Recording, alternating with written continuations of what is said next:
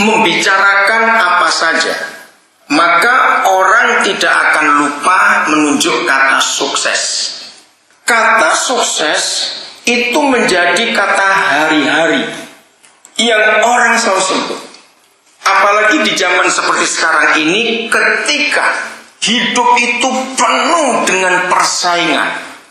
Saya ingin tanya dulu, kira-kira ibu bapak saudara setuju kata ini?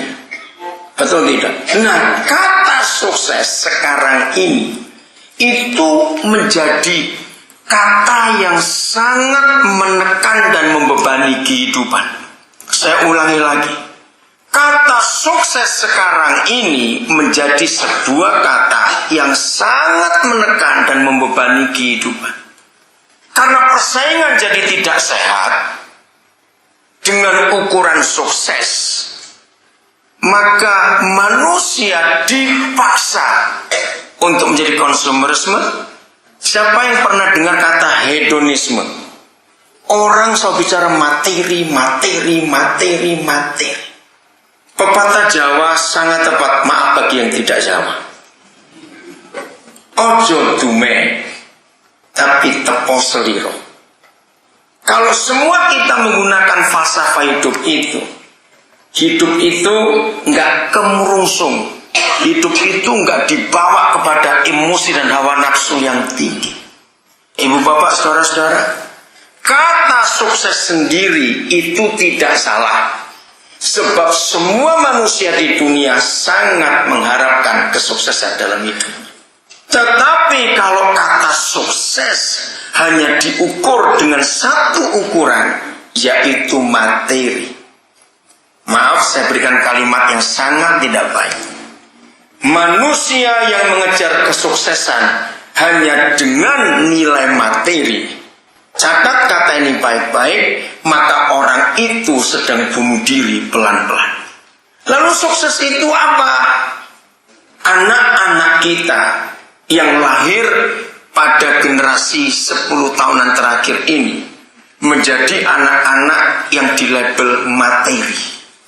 Penampilan, merek baju, gaya hidup, ya, lalu alat-alat yang dipakai sebagai komunikasi, itu jadi ukuran. Bayangkan orang-orang yang dalam tanda kutip tidak sukses karena mereka nggak punya materi. Anak-anak itu jadi tertekan. Orang tua pada zaman ini harus betul-betul mulai menyadarkan anak-anak. Jangan tiap hari bapak ibu pulang ke rumah selalu marah-marah pada waktu nggak punya uang. Kalau anak-anak kenal ayah ibunya selalu marah-marah kalau nggak punya uang, maka anak-anak sudah punya label uang di otaknya. Jadi kalau aku besok besar, aku harus kaya, aku harus punya banyak uang. Kalau tidak, kayak bapak ibuku suka marah-marah. Kira-kira ya atau tidak? Maaf ya, jangan tersinggung. Sampai kucingnya pun bisa hafal. Lu serius? Saya pernah meneliti itu. Kucing itu kan sensitif, betul enggak? Kalau dia dengar yang punya kucing pulang, kucing itu ngelirik sebentar. Dia dengar cara jalan dan suara. Kalau jalannya halus-halus, suaranya baik, kucing mikir lagi duit. Sedang punya uang, kucing tetap tidur di situ nggak goyang. Tapi kalau dia dengar majikannya pulang, terus buka pintu jendela, wah teriak-teriak, kucing langsung ngeloyor cari kolong meja, sebab dia tahu lagi orang duit. Maka itu kucing takut kalau ditendang juga. Nah, kalau hidup ini ukurannya uang atau materi, betapa sengsaranya hidup ini. Catat kata itu. Sukses yang diukur dengan materi, itu artinya orang itu sedang bunuh diri pelan-pelan. Saya mengutip sebuah kata, sebuah kalimat, saya nggak tahu siapa yang punya kata itu. Orang yang miskin itu belum tentu tidak sukses. Kenapa? Kalau dia miskin secara materi, tetapi hidupnya bahagia sekali, rukun bersama istri, suami, anak, maka orang itu sukses atau tidak? Sukses dalam kebahagiaan. Ada orang yang kaya secara materi, wah bisa tiap minggu keluar negeri, tapi dia miskin tertawa. Jadi artinya apa? Kaya secara materi, tapi miskin tertawa. Kalau senyum, balik lagi. Bisa bayangkan kalau senyum kayak begitu, nggak bisa tulus dari hatinya. Jadi orang itu uangnya banyak, tapi dia miskin apa? Miskin bahagia. Kita semua mengenal ada raja yang sangat bijaksana pada zaman dulu, namanya Raja Sulaiman. Kita pasti tahu itu. Baik, karena dalam beberapa agama Raja Sulaiman itu ada. Dikatakan Raja Sulaiman ini raja yang sangat bijaksana, sangat berhikmat, sehingga dalam kisah pada masa itu rakyat itu sejahtera karena keadilan dan kebijaksanaan. Satu hari ributlah dua keluarga yang memperebutkan anak. Ya, ada dua bayi, milik dua keluarga yang berbeda. Satu keluarga punya satu bayi, satu keluarga lagi punya satu bayi. Dan mereka ini dekat sekali. Tadinya baik hubungan itu, entah karena apa, salah satu bayi itu mati. Nah, yang satu itu jahat. Dia berkata, ini anakmu, anakku yang masih hidup. Gak bisa, anakmu yang sudah mati, ini anakku. Wah ribut, tidak ada yang bisa. Dulu kan gak ada tes DNA, jadi gak tahu ini anaknya siapa gitu.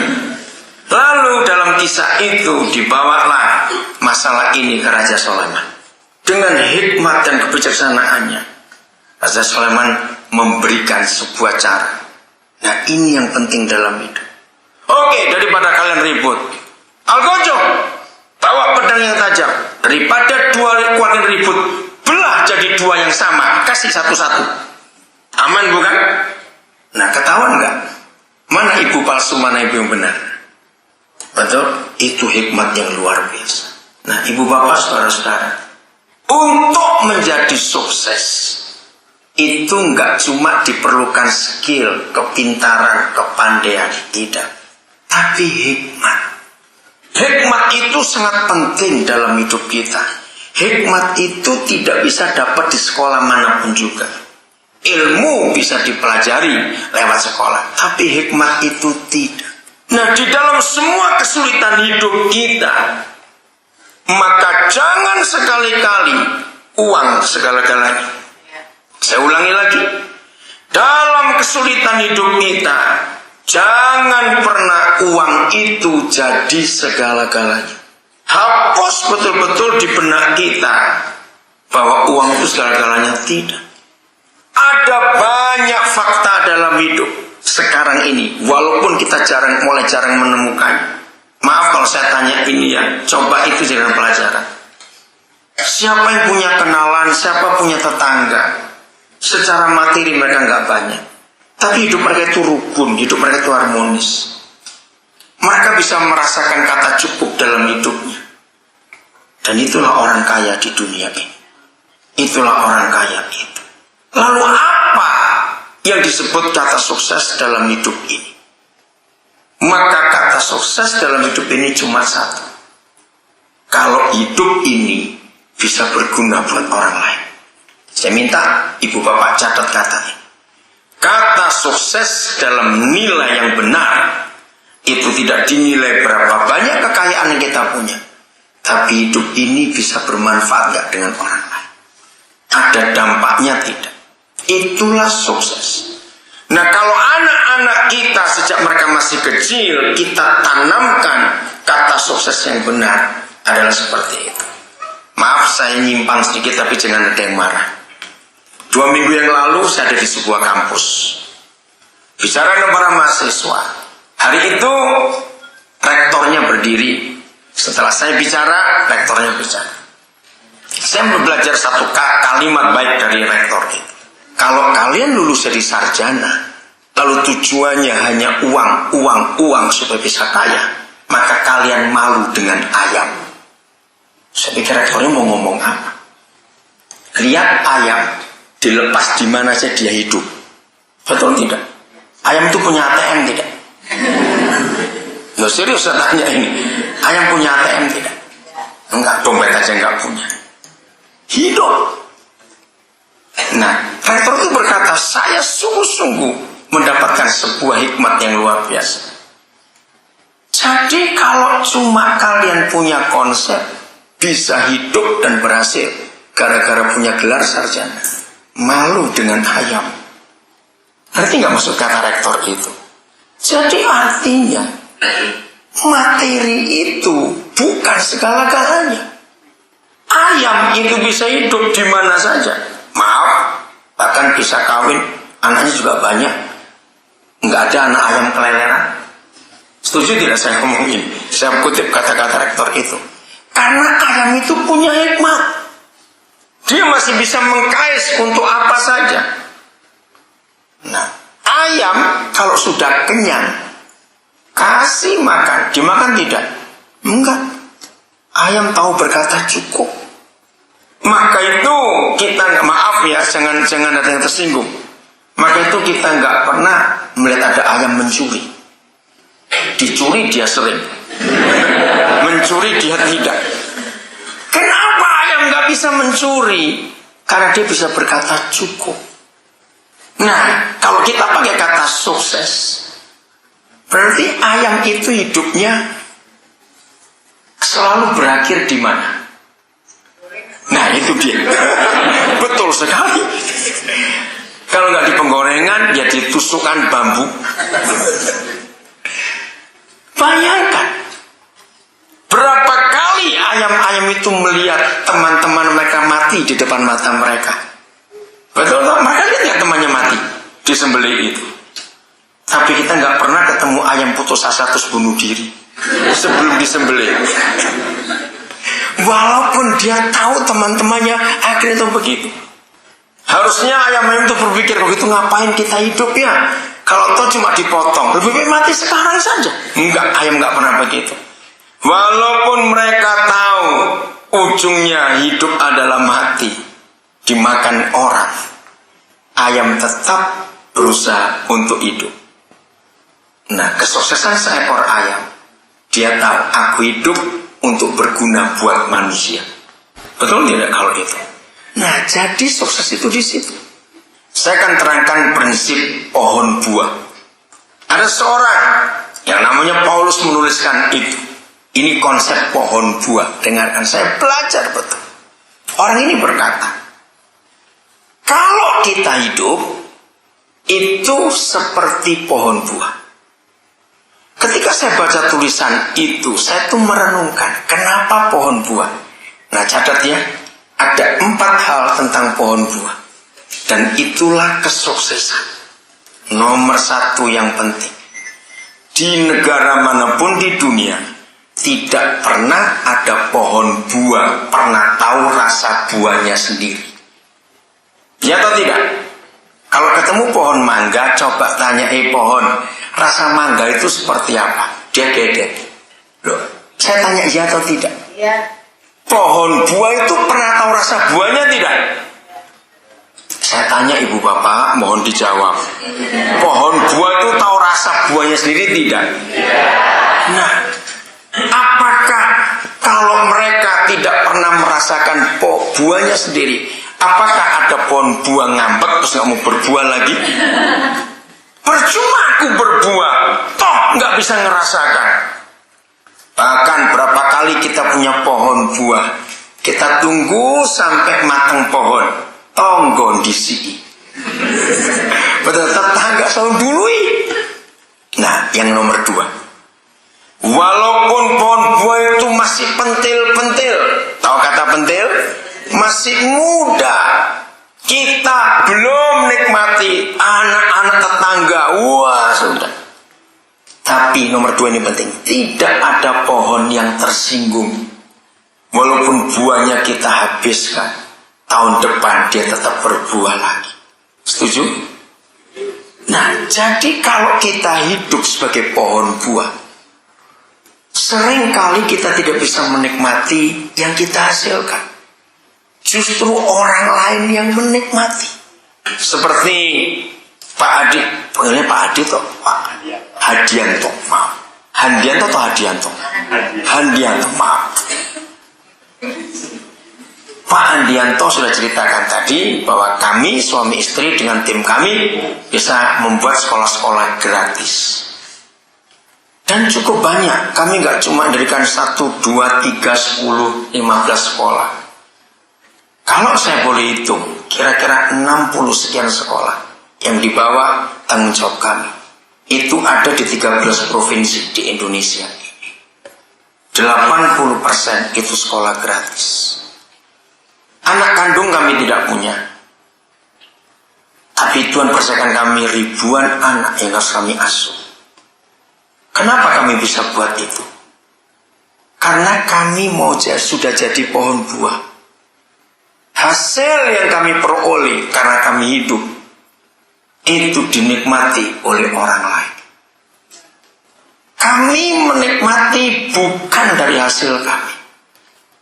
Sebagaimana pohon buah itu, lalu mereka kenapa bisa hidup? Ada 2 alasan mereka tetap hidup, walaupun mereka nggak pernah menikmati hasilnya sendiri. 1, Tuhan lewat alam menjaga mereka.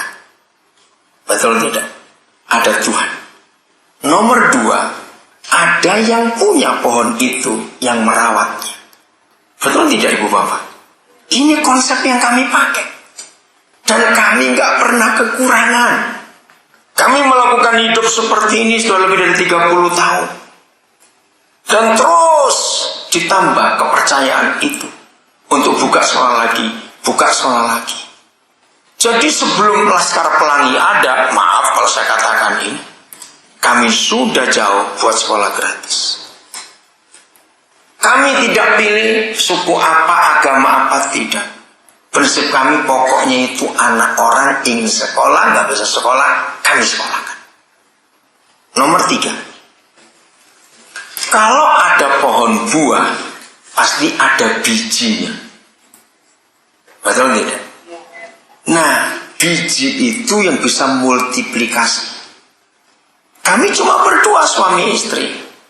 Tapi biji dari pohon buah kami sudah banyak. Dan sudah tumbuh di banyak tempat. Secara jasmani kami nggak punya anak. Kalau orang berkata biji itu anak-anak. Ya, anak-anak kami cukup banyak. Kami melatih mereka, kami mendidik mereka. 80% dari guru-guru kami itu tidak terima gaji. Karena mereka jadi anak-anak kami. Dan mereka lihat bagaimana perjuangan kami.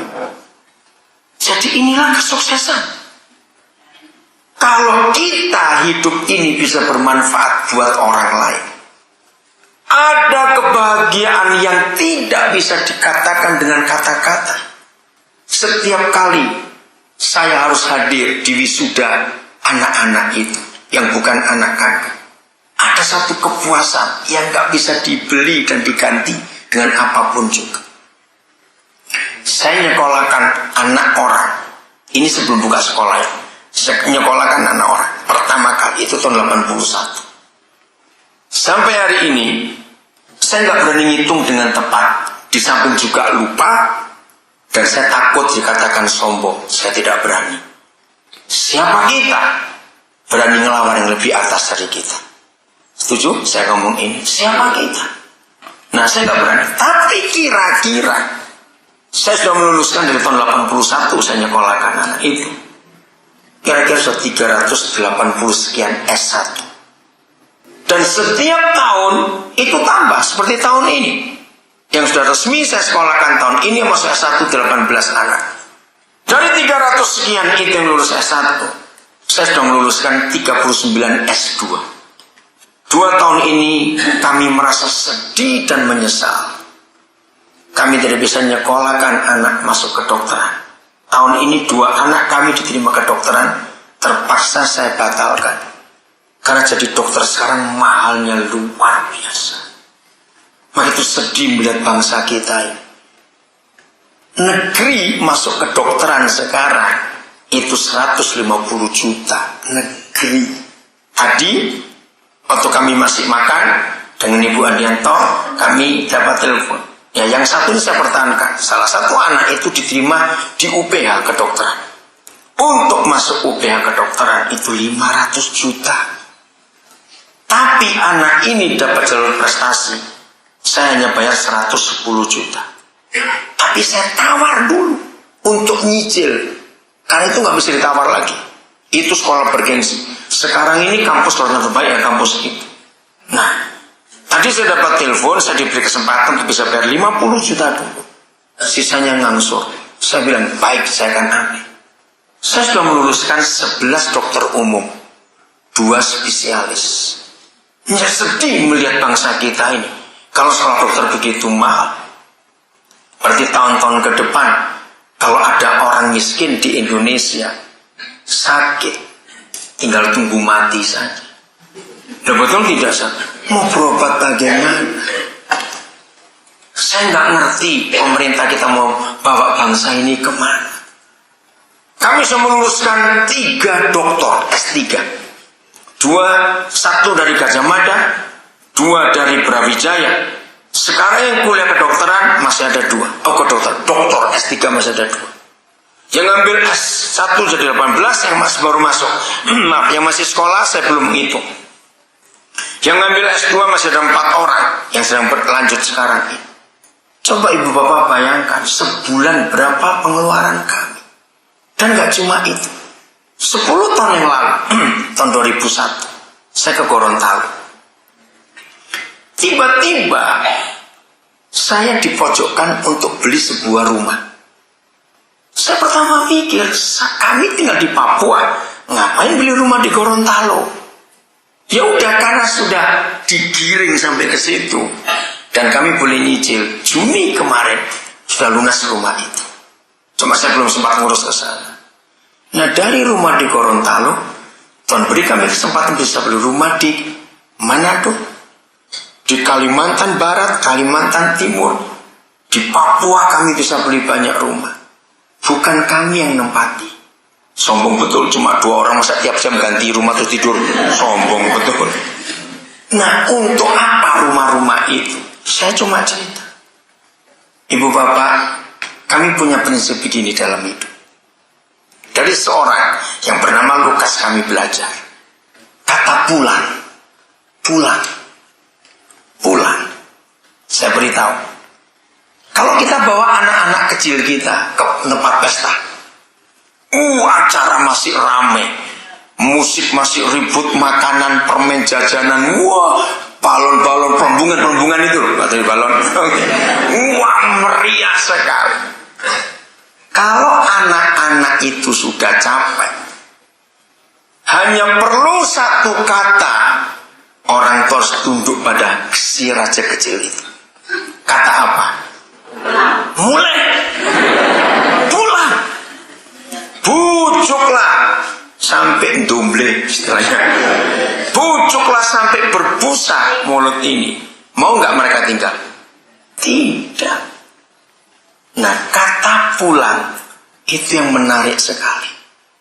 Begitu sampai rumah, dia nggak tidur, malah main. Ibunya yang jengkel, sebab ibunya masih mau rame-rame di situ. Kalau tuh begitu, kenapa kamu tidak minta pulang? Ayo, ya atau tidak? Nah, saudara tahu nggak betapa hebatnya sebuah kata pulang? Coba saya beri pertanyaan ini. Apa yang muncul di benak ibu bapak kalau ada seorang manusia selama hidup tidak pernah bisa berkata aku pulang? Dia orang yang menderita sekali. Nah, ketika rumah di Gorontalo bisa saya beli 10 tahun yang lalu dan berunas bulan Juni kemarin, saya panggil salah satu anak saya, dia orang Batak, namanya Linson Sitorus. Karena dia adalah seorang pengacara di kota itu. Saya bilang, Linson, kamu tinggal di sini dan kamu jaga rumah ini. Begitu masuk belum 2 minggu, dia telepon saya, Papa, ada napi sudah lulus. Tahu kata lulus ya? Kami punya pelayanan penjara cukup banyak. Maka itu kemarin kami dua hari di Nusa Kambangan. Bukan tahanan, bukan. Kami mengunjungi mereka. Kami ketemu sekian orang yang divonis mati, tapi belum dieksekusi. Berapa bandar narkoba, termasuk kami ketemu Gunawan Santoso yang membunuh mertuanya sendiri, Direktur Asaba. Tapi kami melihat mereka bisa ayem di situ. Kami ketemu berapa narapidana kasus macam-macam. Nah, kami punya hati. Nah, Linson ini telepon saya, Pak, sudah lulus, sudah bebas, tapi dia nggak bisa pulang sebab dia dari pulau yang lain. Boleh nggak tinggal di rumah itu? Saya bilang pada dia, kalau Papa bisa beli rumah dan nggak mungkin kami nempati, justru itu yang membuat orang bisa berkata, aku pulang sekarang. Aku pulang. Tadi waktu makan, saya beli majalah Investor yang edisi Juli sampai 10 eksemplar. Kenapa? Karena di majalah itu ada kisah tentang seorang anak dari Sulawesi Tengah di bagian utara, sekarang masuk provinsi Sulawesi Barat. Tahun 2006 di sebuah penjara di Papua, saya datang mengunjungi mereka. Ibu bapak, nama saya itu sudah ada di Kementerian Kehakiman.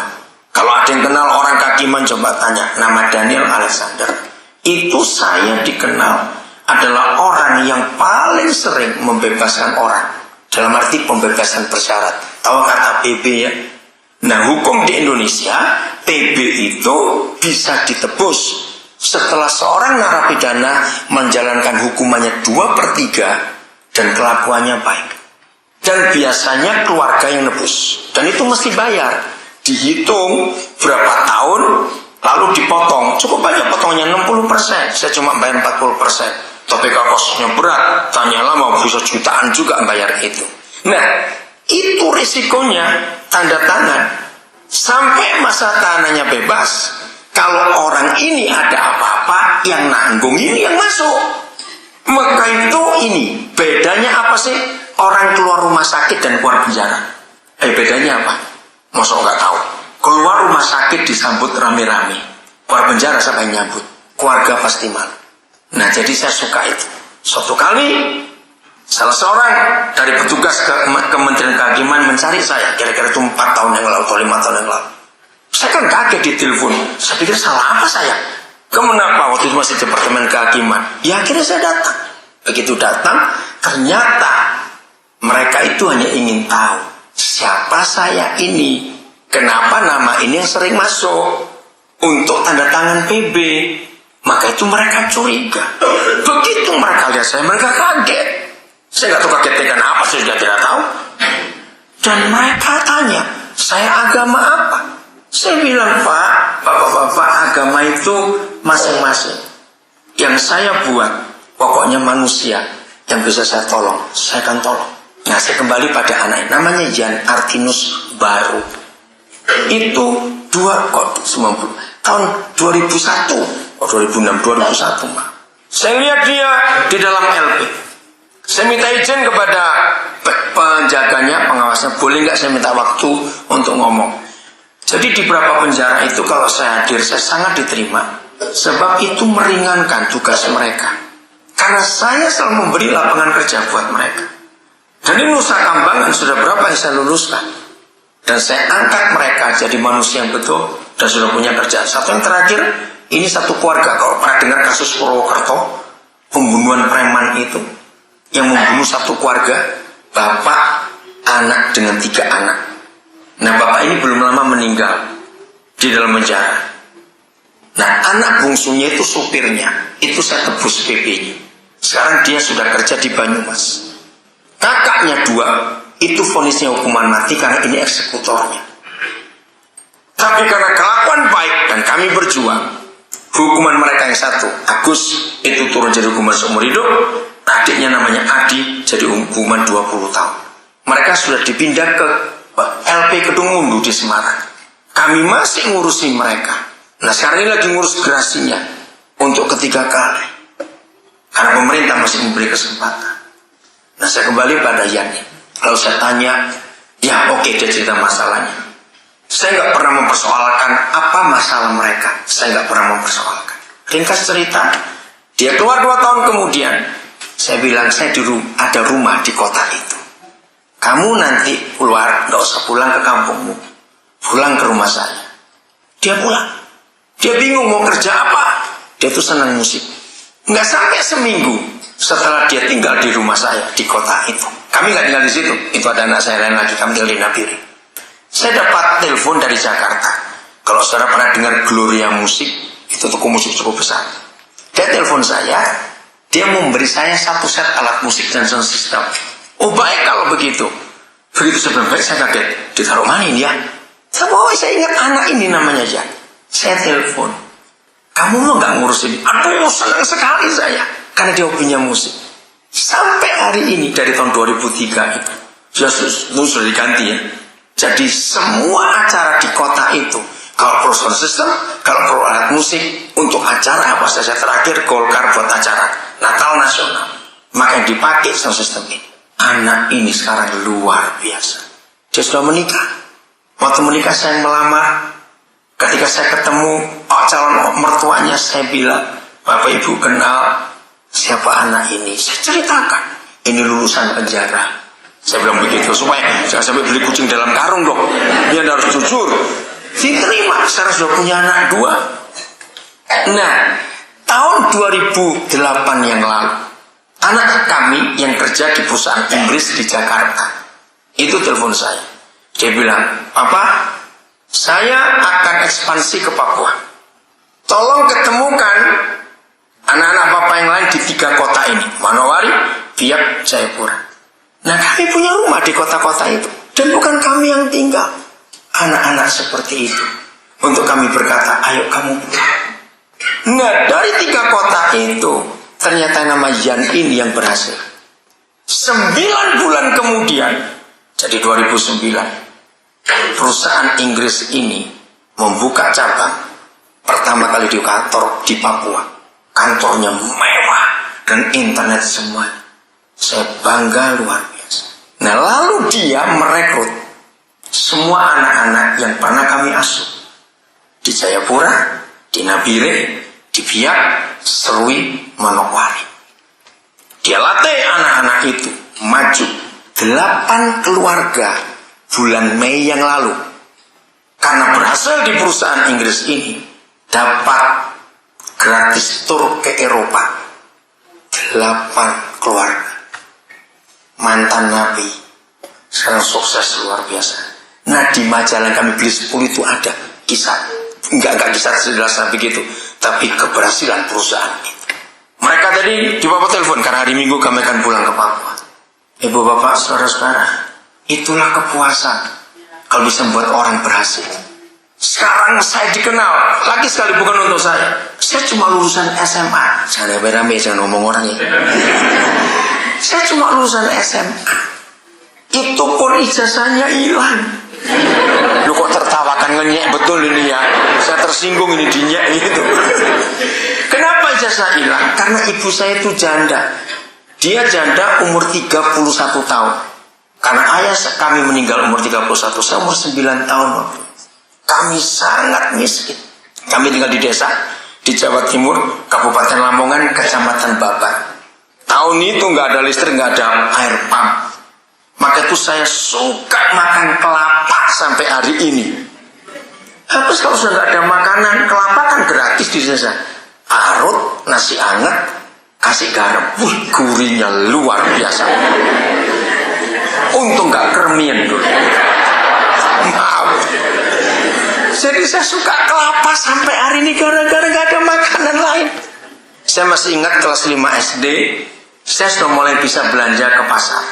Nah ibu saya berkata kalau belanja setelah jam 1 siang. Dulu saya nggak ngerti kenapa panas-panas suruh belanja. Tahu sebabnya? Itu murah. Sebab sudah layu semua sayur-sayur itu. Saya baru ngerti. Nah akhirnya bakul-bakul pasar itu kasihan lihat saya, sering dikasih. Karena dia suka bawa pulang. Pernah satu kali ibu saya itu beli, itu sudah sekian bulan kami nggak makan daging. Beli ayam, dulu kan belum ada ayam potong. Bayangkan, saya masih ingat harganya Rp25 tahun itu. Dada ayam kampung 1/4. Bisa bayangkan, merem sebentar. Dada ayam kampung 1/4 itu sepiro itu. Kecil bukan? Nenek saya masih ada. Kami berempat, kakak beradik, ibu saya. Jadi kami 6 orang. Ibu saya berhikmat betul. Dada ayam itu 3 hari tidak boleh dimakan, kuahnya saja. Cuma di tim. Jadi kami makan kuah dengan nasi putih. Ya, maka itu sampai sekarang saya bisa masak tim ayam. Bumbunya gampang, jahe sedikit, bawang putih, garam. Udah. Itu saja. Nah, sudah hari keempat kami berenam baru makan dodo mentok itu. Bayangkan, dada 1/4 direbus 3 hari, mengkeret sudah. Jadi cilik betul begitu. Nah itu ibu saya nyuir-nyuir untuk 6 piring itu habis. Nanti tunggu lama lagi baru bisa makan daging. Bayangkan, karena miskin, jadi ibu saya itu nggak ngurus ijazah kami. Gimana bisa kuliah?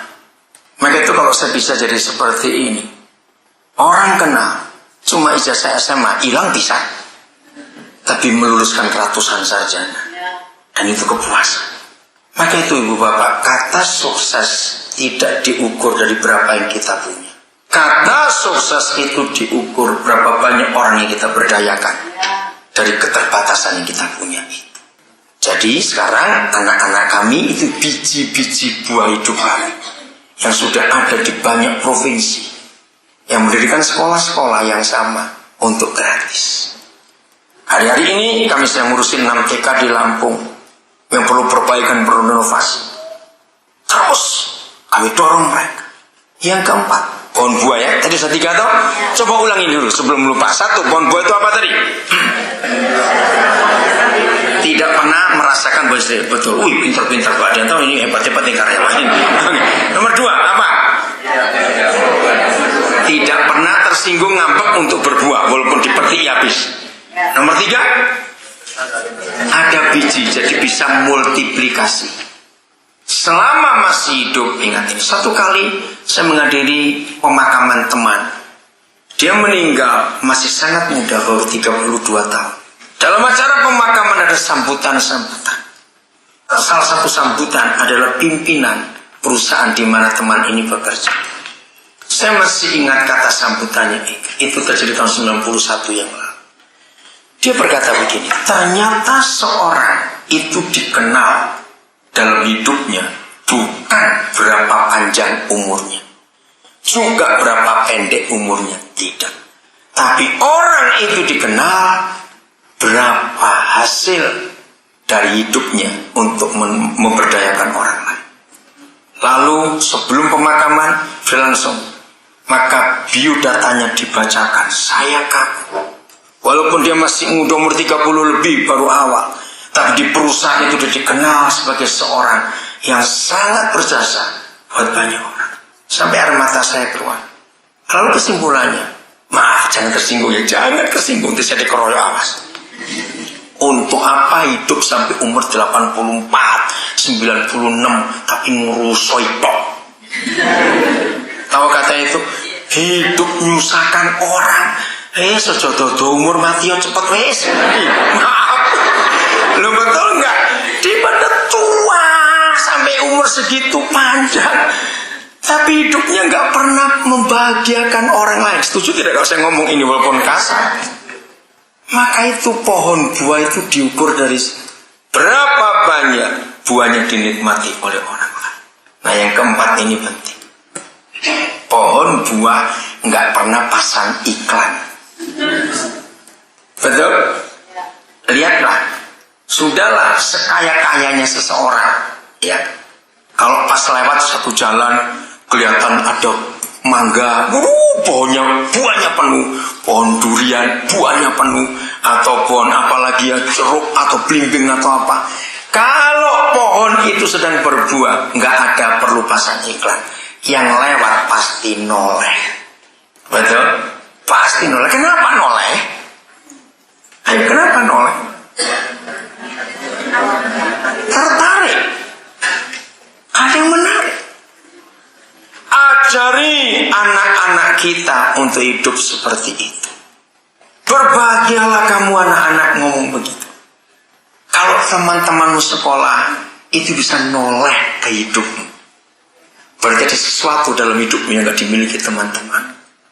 Berbahagialah kamu anak-anak. Kalau dalam hidupmu, teman-temanmu datang untuk bisa minta nasihat, walaupun kamu masih muda. Didik anak-anak kita sejak masih kecil punya nilai moral yang bukan karena materi. Suatu kali ada seorang namanya Joel Osteen. Dia nulis sebuah buku yang menarik. Suatu hari waktu dia memberi ceramah tentang hidup yang berhasil, maka selesai acara itu ada seorang tunawisma yang tersinggung.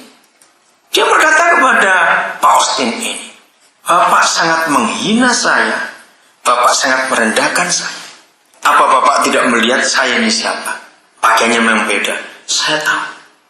Ya tapi kenapa Bapak hanya bicara pada orang yang sukses secara materi, yang berhasil secara pendidikan? Masa Bapak nggak lihat saya duduk itu? Kan saya paling lain. Dengan lembut Pak Osteen berkata, kamu punya tangan tidak? Wah, mulai agak marah juga. Ini. Oke. Kamu punya mulut? Kalau enggak saya ngomong pakai apa? Masuk marah dia. Oke. Kamu punya kaki? Ini. Saya datang ke acara ini kan karena saya dengan kaki saya. Sabar dia bilang. Sekarang pergilah ke kelompokmu yang sama-sama tunawisma itu. Enggak usah beri apa-apa karena kamu enggak punya apa-apa. Tapi kamu punya mulut, hiburkan mereka. Kamu sudah dengar apa yang saya ajarkan tadi. Kamu punya tangan, peluklah dan rawatlah mereka dengan tangan.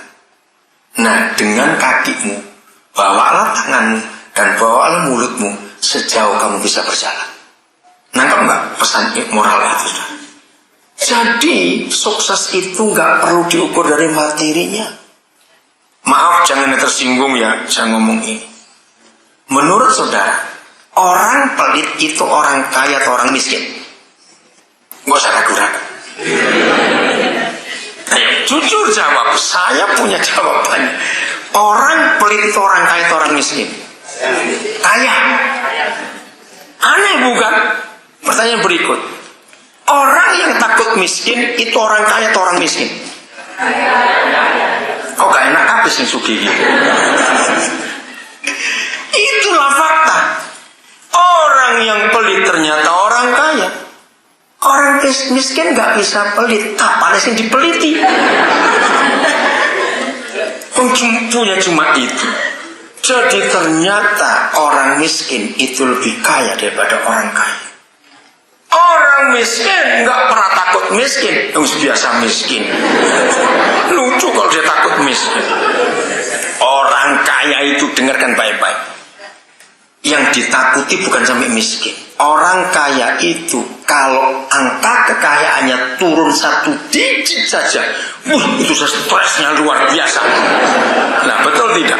Inilah kehidupan, betul tidak? Ayo, saya lanjutkan lagi. Raja Sulaiman pernah menulis, enak tidurnya orang miskin. Kenapa Raja Sulaiman menulis itu? Saya teliti kalimat Raja Sulaiman ini. Ternyata begini, dengarkan. Ada orang kaya tidur dan orang miskin tidur. Pada saat yang sama, pasti rumahnya beda dong.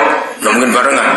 Pada saat yang sama, si kaya waktu tidur dan si miskin waktu tidur dengar suara kletek, ada buka pintu. Yang tangis di. Loh, kenapa yang kaya bangun? Ayo, kenapa yang kaya bangun? Nah, terus ngerti dewe lah. Ini fakta, saudara. Yang miskin tetap tidur. Paling cuma balik badan aja. Kenapa? Nah, wis ngerti kok. Makanya itu, jangan pengen jadi wong sugih. Serius saya berkata, sukses itu bukan karena materi. Saya banyak ketemu orang kaya makan rame-rame, asin nggak boleh, manis nggak boleh, pedas nggak boleh, gorengan nggak boleh. Terus mangan opo? Lu bayangkan uangnya banyak, saudara. Makan bubur disaring pisan. Aduh, ngenes sekali nih. Maka itu ingat ya, sukses bukan karena materi. Kalau hidup ini seperti pohon buah tadi, orang itu bisa noleh ke kita tanpa iklan. Setuju? Itulah kebahagiaan yang luar biasa. Suami istri dengan tempat tidur kita, ya, tempat tidur kita. Ada seorang penulis yang saya baca, tempat tidur kita itu tahta keemasan bagi keluarga. Saya beri contoh. Siapa masih ingat, kalau sekarang anak-anak masih kecil bagus, lihat anak-anak. Mengapa anak-anak itu paling suka ribut, bukan ribut bertengkar ya, rame main di tempat tidurnya bapak ibunya? Jawab ya atau tidak? Aneh bukan? Walaupun mereka punya kamar sendiri. Kenapa? Begitu tahu bapak ibunya pulang, duduk, wah sudahlah. Biasa ibunya yang cerik-cerik. Terus mereka udah diganti, kamu cek-cek. Itu biasanya gitu. Anak-anak itu nggak tahu ada apa. Tapi ini fakta. Begitu ayah ibu sedang ada masalah berdua, nggak usah teriak-teriak, anak pun nggak tahu. Tapi kalau kita dua lagi nggak beres, ingat, tempat tidur kita jadi sepi. Anak-anak bisa ngerasa mereka nggak boleh naik ke situ. Jawab iya atau tidak? Aneh sekali. Nah, dari peristiwa itu saya tuh mempelajari ada apa di tempat tidur suami istri ini. Ternyata saya pakai kata aura, ya. Percaya nggak ada kata aura ya? Setiap manusia punya aura bukan? Agak sulit ya. Sesuatu yang keluar. Ya, kalau bahasa Jawa howone gitu loh. Iya, ada sesuatu yang dari dalam ini. Orang yang baik, maaf jangan tersinggung, anjing saja tahu. Lu serius? Dunia ini hanya punya dua binatang yang bisa mencium aura orang jahat dan orang baik. Anjing dan angsa. Betul? Pernah tahu itu? Tahu nggak ya? Anjing dan angsa. Dua binatang ini paling hebat penciuman. Maka itu seahli-ahlinya seorang maling sudah profesional. Tiap kali dia mau maling dia pasti tegang, pasti tolak. Nah, angsa dan anjing itu mencium aura itu. Kalau dalam bahasa ilmiahnya adrenalin. Maka itu saya anjurkan kalau lagi dikejar anjing jangan lari. Makin lari makin dikejar. Sebab aura ketakutan muncul.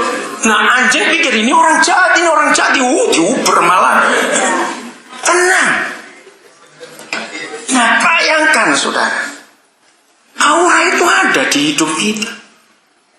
Maka itu anak-anak juga itu makhluk yang sensitif. Coba yang anak-anak masih bayi dulu. Maka itu dulu orang-orang tua ngajar kita salah. Kalau ada bayi malamnya rewel, cerewet, biasa bilang, oh kembung. Enggak, yang kembung bapak itu. Loh, kenapa bapak kembung? Dengarkan, ternyata bayi-bayi itu merasa kalau ayah ibunya lagi nggak benar, lagi jengkel, itu anak gelisah. Betul tidak? Gelisah. Nah, aura itu yang bisa keluar di hidup kita kalau kita punya tujuan yang benar soal kata sukses. Selalu ingin membahagiakan orang lain. Nah, semua itu didapat di tempat tidur. Maaf ya, jangan marah. Kalau kita dua suami istri lagi nggak beres di tempat tidur, keluar kamar nih kayak kodok rai misalnya. Betul nggak? Jujur, suami istri. Kalau kita dua nggak beres di tempat tidur, keluar kamar, anak lagi main di depan pintu kamar. Minggir, kamar ini. Loh, anak itu bingung. Lu suruh kemana? aku. Betul pernah kayak gitu? Nah, jadi tempat tidur itu luar biasa.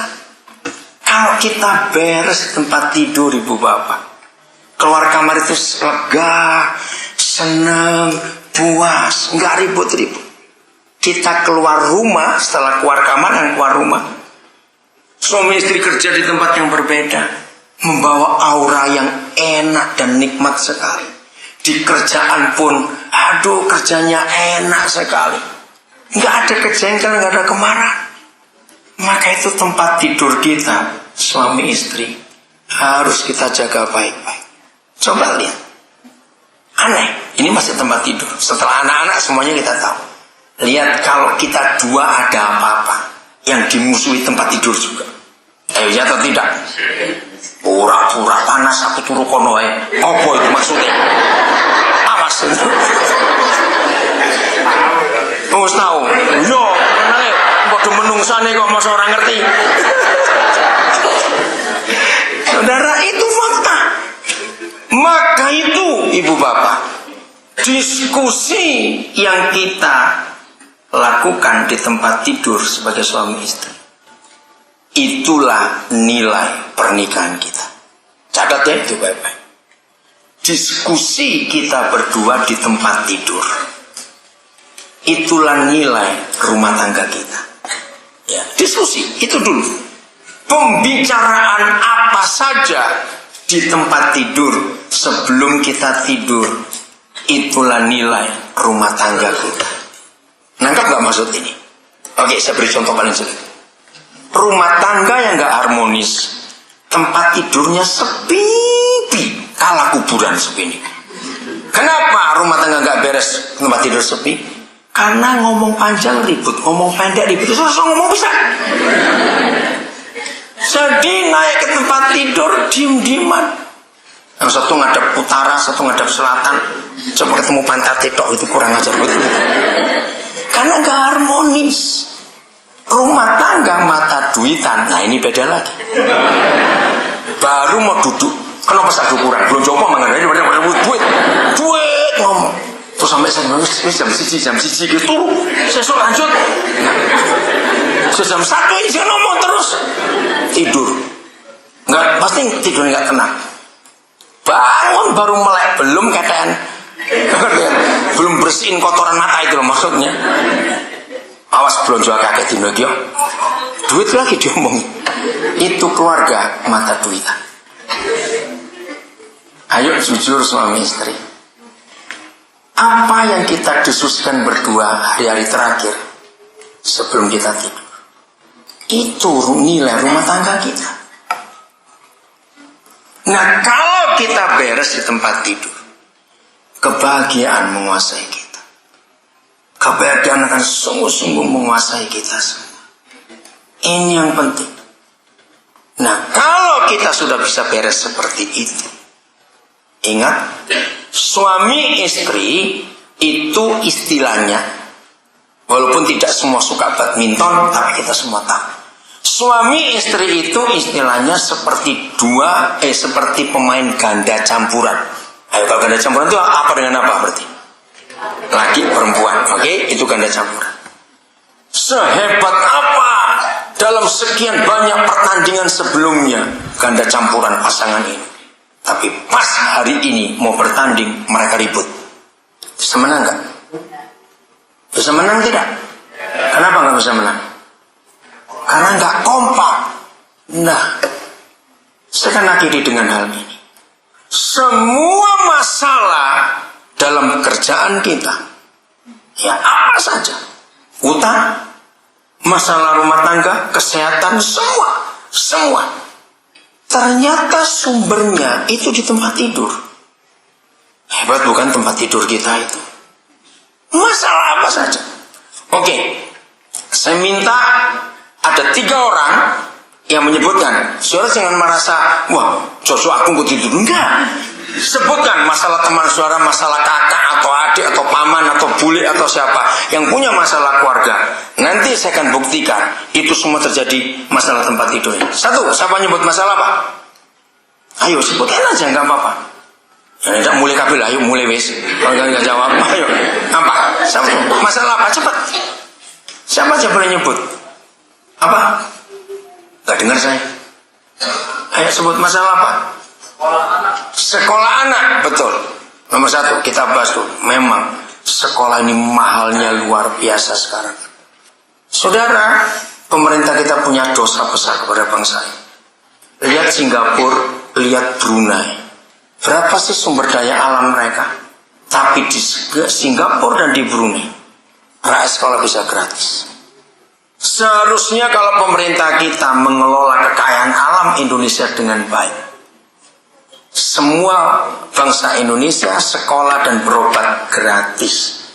Karena kekayaannya nggak habis-habis. Tadi pagi subuh, karena kami tiba subuh, kami sempat tonton TV dulu setelah kami mandi. Ternyata sudah banyak pulau-pulau kita, pulau terluar di Kepulauan Riau yang dijual, sudah habis pulaunya. Dijual ke Singapura. Ternyata itu nggak masuk negara, masuk ke para pejabat di daerah itu. Jadi Singapura bisa makin maju bangunannya semua karena sebagian besar di pulau Indonesia. Kita nggak bisa nyalakan Singapura, para pejabatnya itu. Nah, oke, sekarang anak-anak sekolah sulit, diskusikan waktu kita mau tidur suami istri.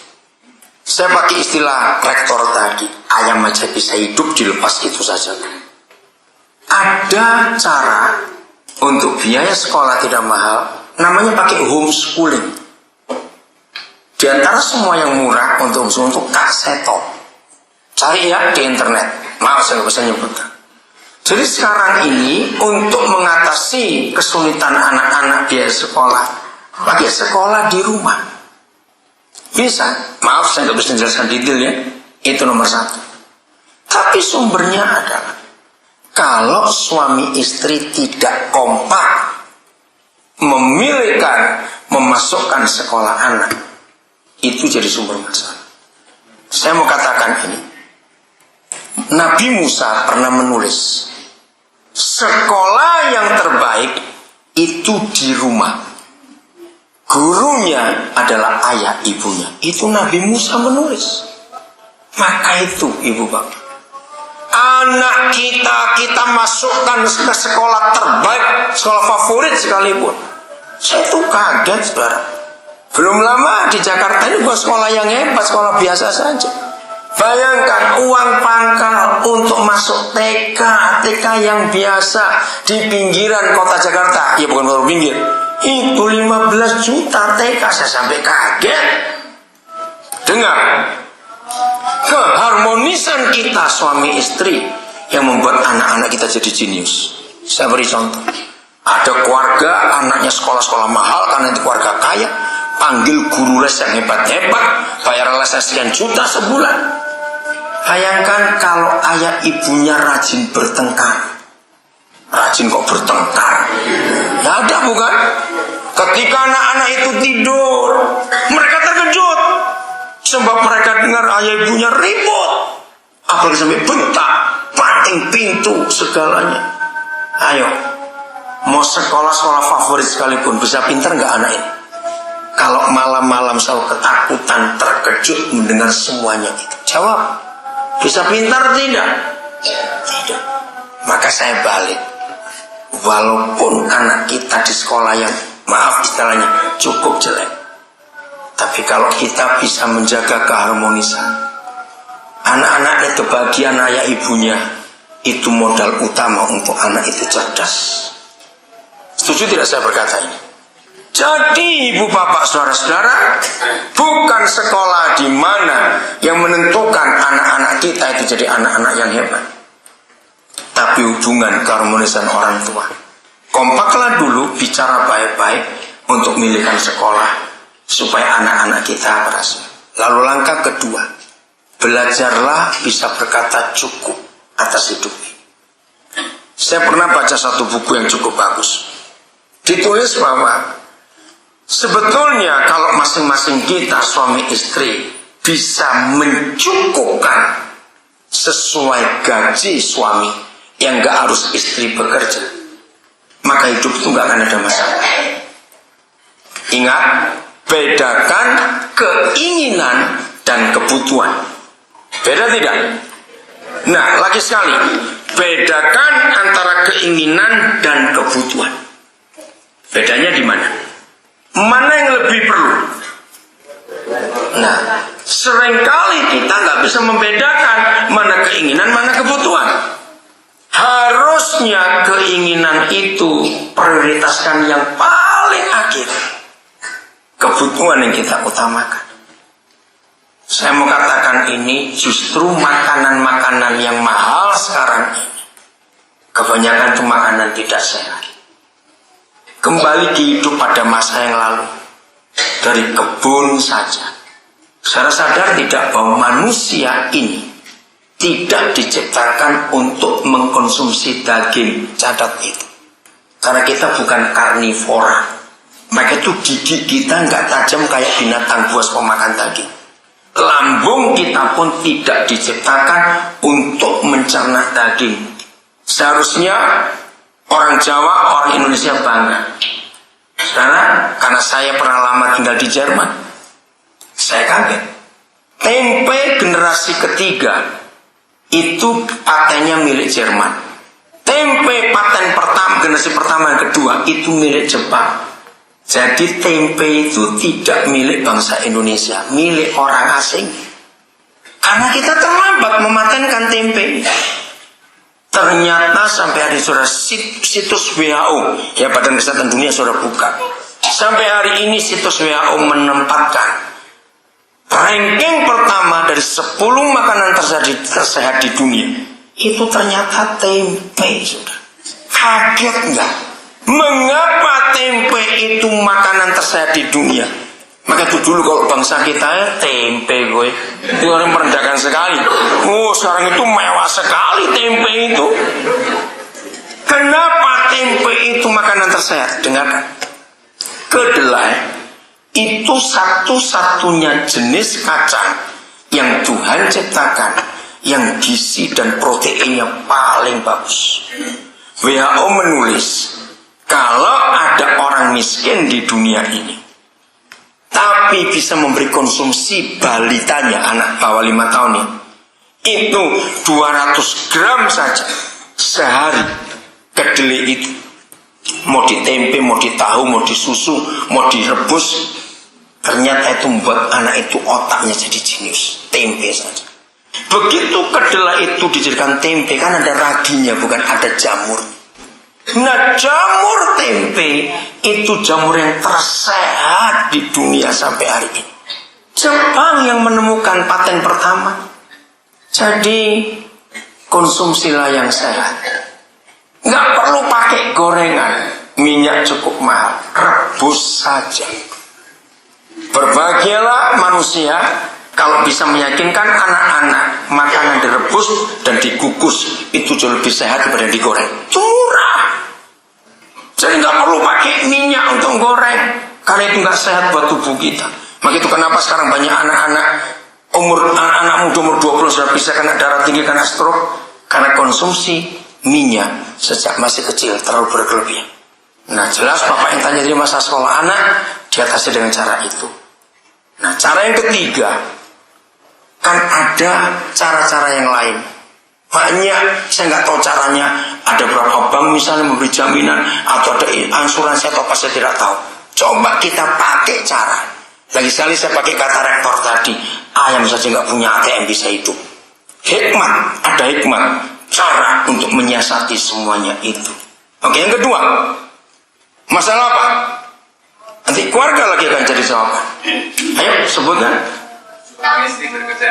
Suami istri bekerja. Ada suara di belakangnya? Hutang. Oke. Suami istri bekerja. Maksudnya bagaimana? Apa yang dihadapi kesulitannya suami istri bekerja? Banyak waktu untuk membicarakan keluarganya, sering pulang karena kebutuhan masing-masing. Ya, pertanyaannya, kenapa suami istri bekerja? Masalahnya apa? Dikatakan banyak masa waktu yang hilang karena kesibukan kerja, sehingga nggak ada waktu untuk banyak menjaga masalah keluarga. Yang kedua tadi masalah, yang ketiga masalah hutang. Baik, kita bahas. Kekompakan suami istri Tidak ada kejengkelan, nggak ada kemarahan, rasa lega, rasa saling menghargai, rasa saling menerima. Saudara, itu akan membuat produktivitas kerja itu pasti naik. Mari kita ngerti ini. Kita tidak pernah bisa disakiti dengan jarak 3 meter. Masa ada orang nyubit 3 meter? Nyubit sebagai apa itu? Ngerti gak ilustrasi ini? Nah, yang bisa menyakiti kita itu orang yang paling dekat dengan kita. Siapa itu? Pasangan kita. Nah, ini masalah terberat dalam hidup. Masalah terberat bukan masalah ekonomi. Catat itu baik-baik. Masalah terberat dalam hidup itu masalah hubungan berdua ini tadi. Saudara, jengkel saja. Jengkel bukan jengkol, ingat itu. Jengkel saja itu menghabiskan energi yang banyak sekali. Apalagi kalau jengkel nggak segera diatasi, muncul benci. Bayangkan kalau suami jengkel pada istrinya, istri jengkel pada suaminya, kejengkelan nggak akan pernah berhenti. Timbul apa? Maaf, perselingkuhan. Karena saya nggak puas, mulai lirak-lirik, timbul masalah baru lagi. Nah, jadi sebelum mengatasi masalah ekonomi, atasi dulu hubungan kita. Seharusnya begini, makin lama kita menikah, karena kita tinggal serumah, sekamar, setempat tidur, jangan sampai bisa-bisa terus. Seharusnya kita makin mengenal siapa pasangan kita ini. Jawab ya atau tidak? Nah, maka itu kalau kita berdua kompak, rajin untuk selalu cerita, percayalah, kesulitan apapun dalam pernikahan kita gampang. Ingat, saya sudah kasih ilustrasi pemain badminton ganda campuran. Atasi bersama-sama. Maaf, ada masalah baru, mertua ikut campur. Bisa runyam bukan rumah tangga itu. Nah, maka itu dalam hukum Nabi Musa pernah menulis, begitu anak itu menikah, maka orang tua tidak boleh ikut campur. Kenapa? Karena setiap pernikahan itu negara baru. Maka itu 2 orang yang menikah saja, kenapa negara terlibat? Nah, jadi orang tua ini negara lain. Walaupun ini orang tua, tidak boleh mencampuri. Dalam hukum politik, kalau sampai ada negara lain mencampuri urusan negara tetangga, namanya intervensi. Dan itu perang. Nah, beritahu pada orang tua, begitu menikah, mereka digaris luar yang disebut keluarga. Belum lagi ipar, kemenakan, aduh, itu membebani sekali. Begitu menikah, yang disebut keluarga itu cuma suami istri dan anak-anak. Orang tua, kakak, adik kandung itu di luar, supaya beban keluarga nggak makin berat. Dan memang kita melihat, apalagi kita orang Asia, orang Jawa ada ngomong begitu.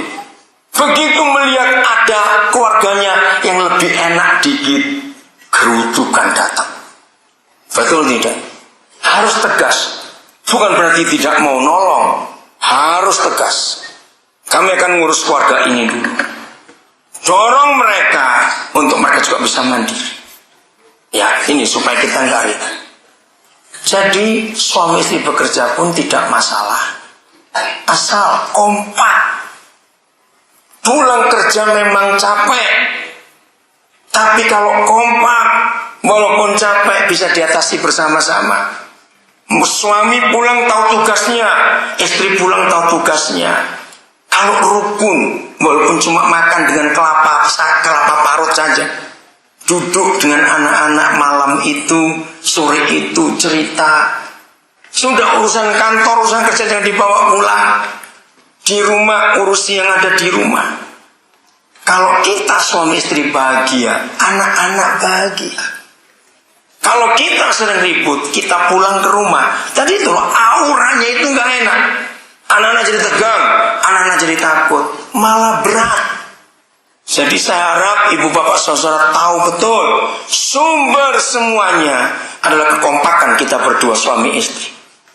Apa-apa dipikul bersama-sama dalam hidup ini. Jangan saling nyalakan. Ingat, ada tulisan yang menuliskan, begitu kita menikah, maka seorang suami itu jadi kepala, seorang istri jadi tubuhnya. Lihat kepala dengan tubuh. Ini harus kompak. Ingat, kalau ada tubuh nggak kompak dengan kepala, orang tua dulu bilang buyuten. Tahu kata buyuten? Sekarang apa namanya? Parkinson. Keren betul kalau cuma buyuten. Itu goyang terus. Nah, keluarga Parkinson, kalau tubuhnya nggak mau tunduk kepada kepalanya, apalagi kalau tangannya goyang terus, hobinya belanja terus, cekot-cekot ndase. Karena tangannya nggak mau diam. Maaf ya ilustrasi itu. Jadi penulis itu betul. Kepala dengan tubuh harus kompak. Tubuh boleh usul. Ayo, siapa yang pernah begini? Pagi-pagi pengen sarapan timlo, kayak orang Solo. Perutnya pengen timlo, tapi kepala mutuskan, ojo timlo selong dino timlo terus, ganti yang lain. Ayo, tubuh ikut atau ngambek? Dia bilang mangano dewi.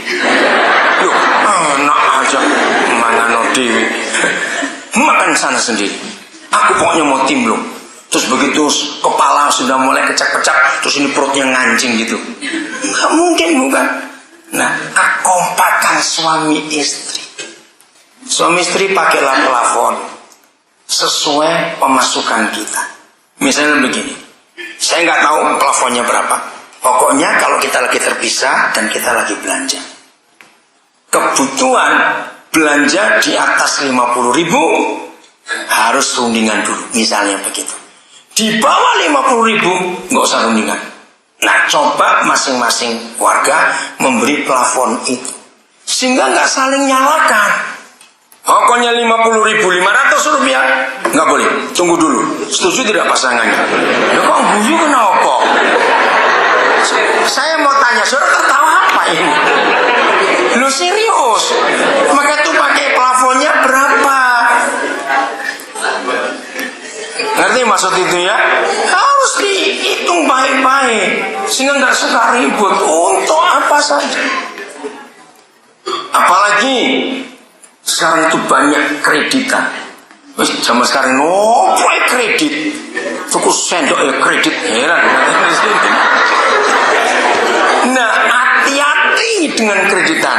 Maka itu selalu kompak. Setuju? Juga didik anak. Jangan buat anak bingung. Bapak bilang boleh kok, ibu bilang tidak. Nah, bingung tuh anak. Apalagi namanya anak-anak bisa manipulasi, bukan?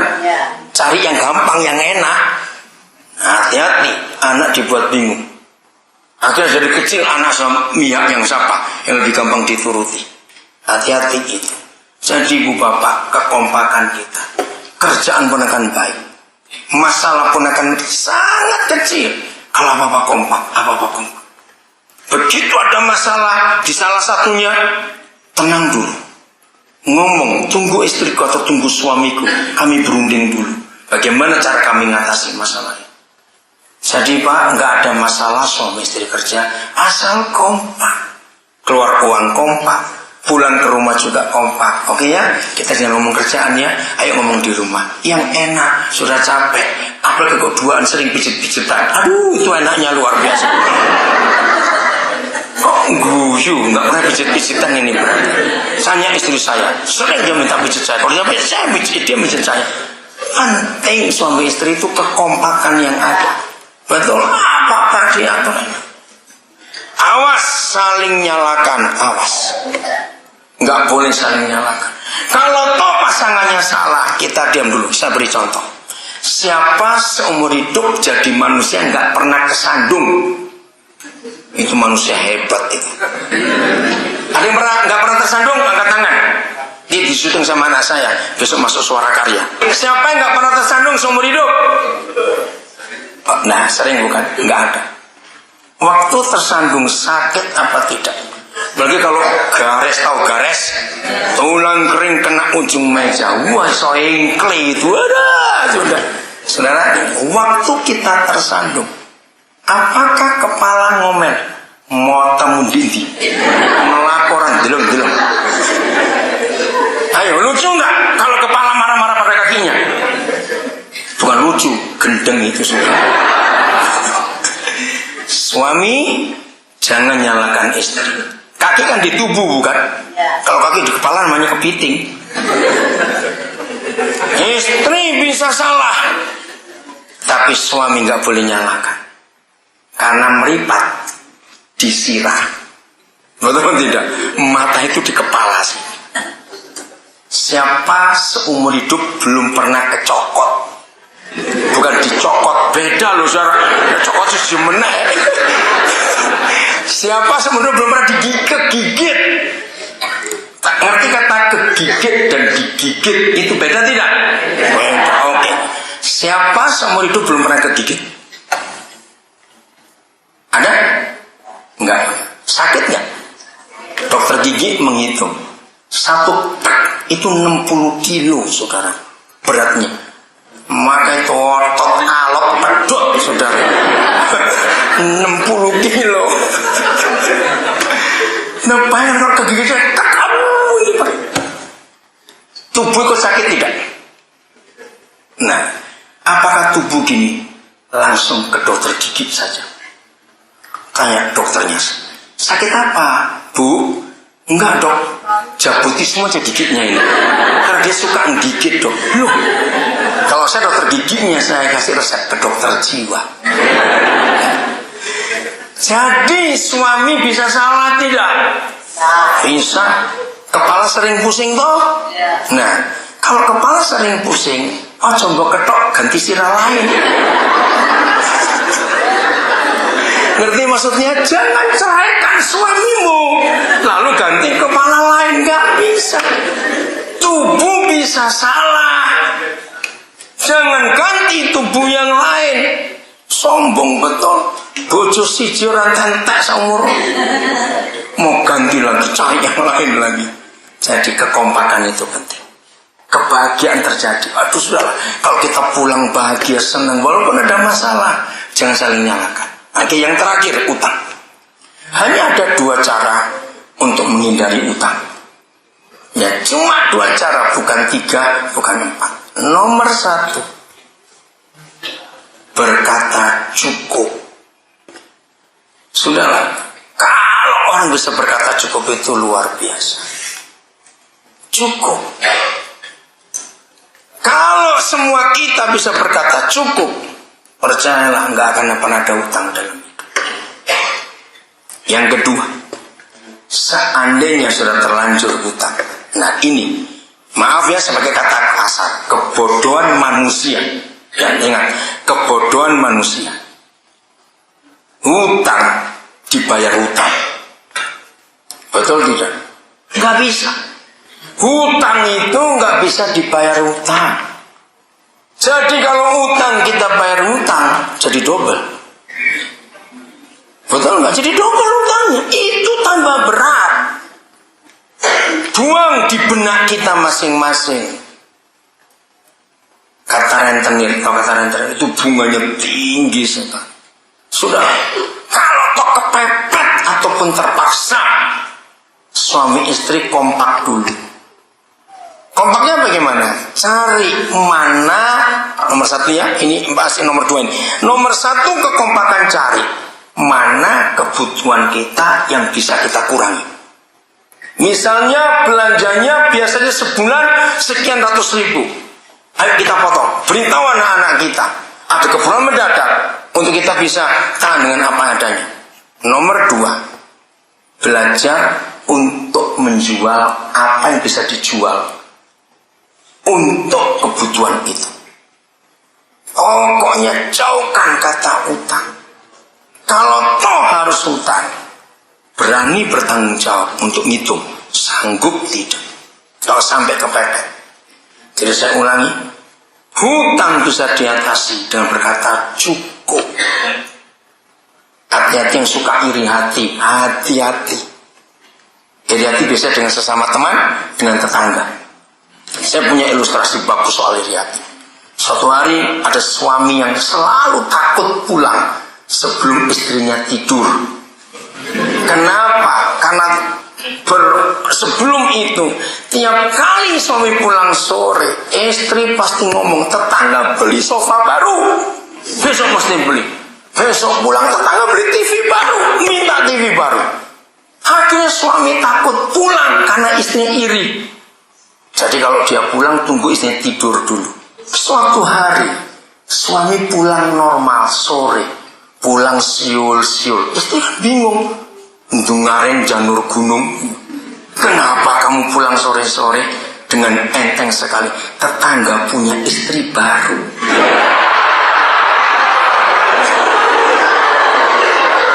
Langsung kelekep perawani ngomong meneh. Karena nggak mungkin berani minta dong istrinya, ayo. Saudara, maka itu keinginan yang berkelebihan itu menjerat hidup kita.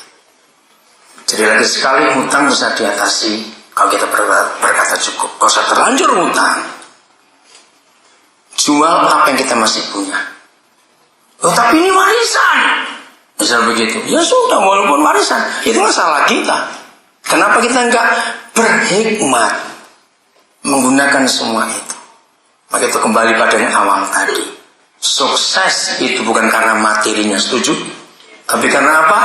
Kita bisa membahagiakan orang lain. Walaupun gak harus memberi sesuatu. Ingat tunawisma tadi. Ya. Jadi usahakan hidup, jangan utang. Percayalah kalau kita kompak suami istri, nggak akan yang sering-sering pindah kerja keluar sampai pusat sak Solontek boni kabeh terus pindah ke Boyolali sana. Alah, nggak perlu. Kalau kita kompak, jaga hubungan ini, jangan ada biaya-biaya tambahan. Saya akan akhiri dengan kata-kata ini. Ingat ya, tidak ada dosa yang gratis. Ngerti nggak katanya? Tidak ada dosa yang gratis. Semua yang namanya dosa itu pasti ada harganya.